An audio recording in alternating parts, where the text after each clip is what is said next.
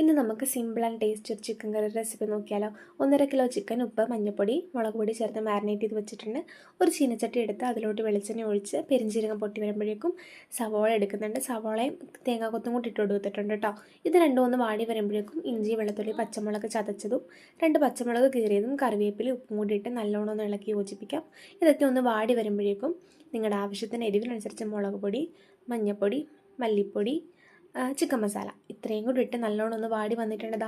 2-3 minute ഒന്ന് നല്ലോണം ഒന്ന് ഇളക്കി യോജിപ്പിച്ചത് ഈ ഒരു കളറായി വരുമ്പോൾ മാത്രം ഒരു വലിയ തക്കാളി ഞാൻ മിക്സിയിലിട്ട് പേസ്റ്റ് ആക്കിയത് ചേർത്ത് കൊടുക്കുന്നുണ്ട്.